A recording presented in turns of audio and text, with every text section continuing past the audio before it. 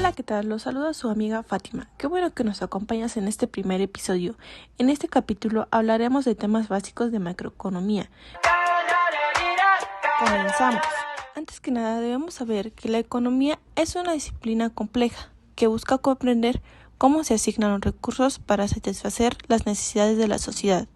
Dentro de este campo, la macroeconomía juega un papel fundamental al analizar los fenómenos económicos a gran escala, encontrando en el estudio de variables agregadas y en las interacciones entre los diferentes agentes.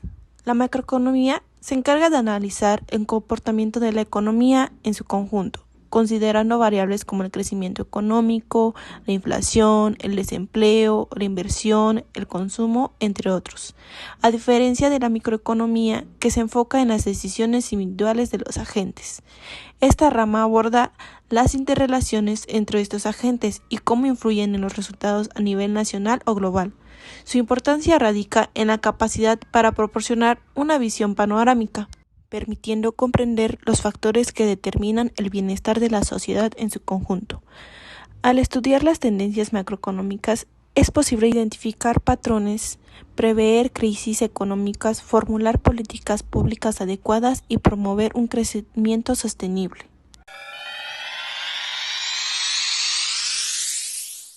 Sabiendo esto, el dinero fluye de los productores a los trabajadores en forma de salarios y vuelve a los productores como pago por los productos. En pocas palabras, la economía es un ciclo interminable de dinero, y a esto lo conocemos como flujo circular. Es importante conocer los indicadores económicos y las variables. Entre los principales indicadores macroeconómicos se encuentra el Producto Interno Bruto, que mide el valor de mercado de todos los bienes y servicios finales producidos en un país durante un periodo determinado. El PIB es ampliamente utilizado para medir el crecimiento económico y el comparar el desempeño económico entre distintas naciones. La inflación es otro indicador relevante en macroeconomía, que refleja el aumento sostenido y generalizado de los precios de bienes y servicios en una economía. La tasa de inflación es fundamental para evaluar la estabilidad de los precios y tomar decisiones en materia política monetaria. El desempleo mide el porcentaje de la fuerza laboral que se encuentra sin trabajo y busca activamente empleo. El desempleo alto puede ser un reflejo de problemas estructurales en la economía y tiene importantes implicaciones sociales y políticas. Además de estos indicadores, existen otros que también son relevantes en el análisis macroeconómico, como la tasa de interés, el tipo de cambio, la balanza comercial y la deuda pública. Estos permiten evaluar la salud económica de un país y comprender su situación en el contexto internacional.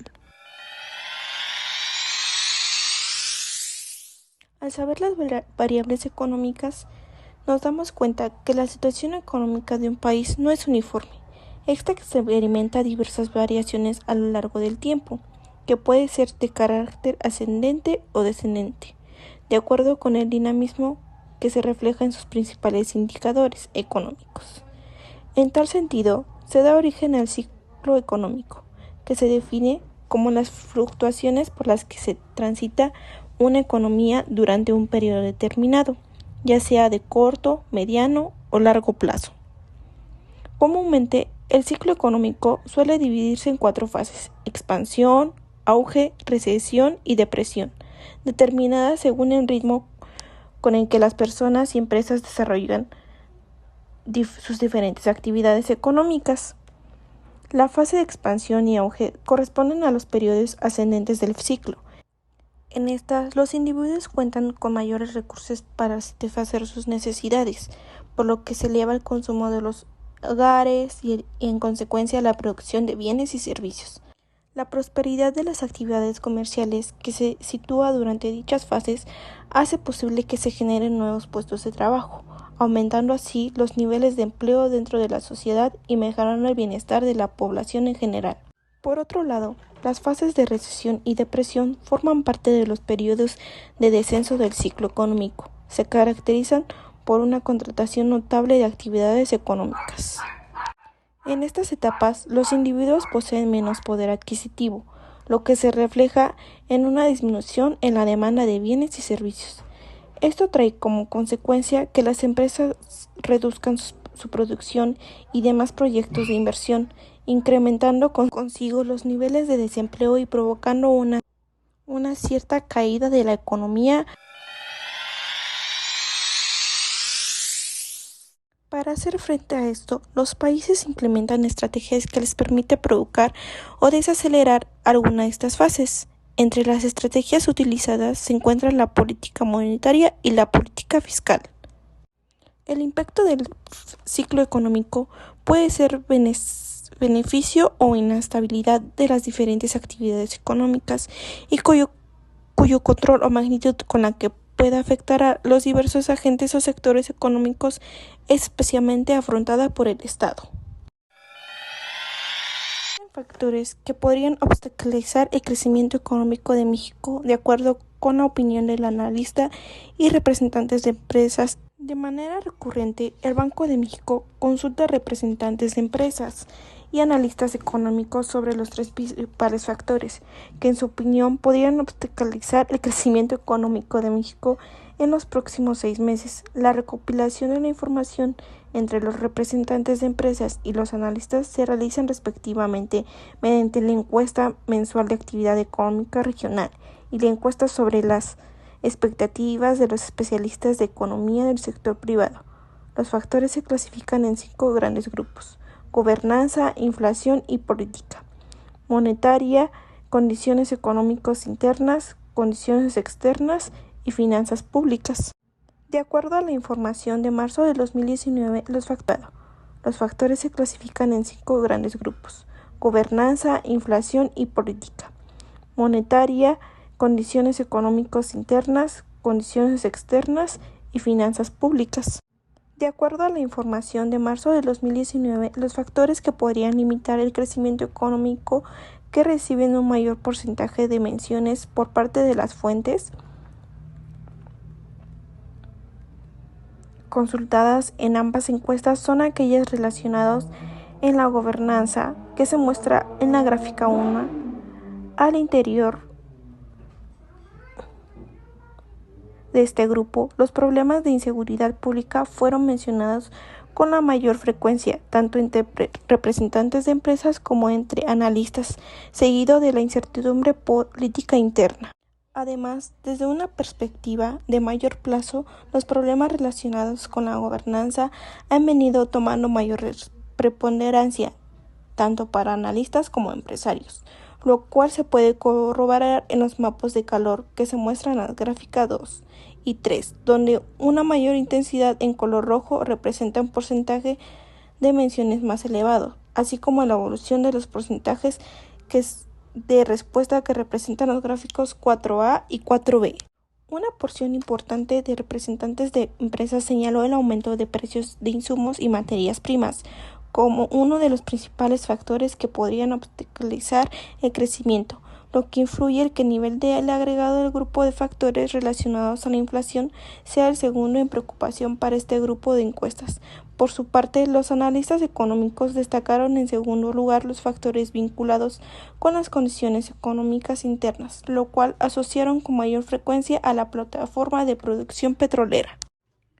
En el mundo existen más de 4.000 zonas económicas especiales, que representan más del 41% de las exportaciones mundiales, generan casi 68 millones de empleos y reciben el 20% de la inversión extranjera directa.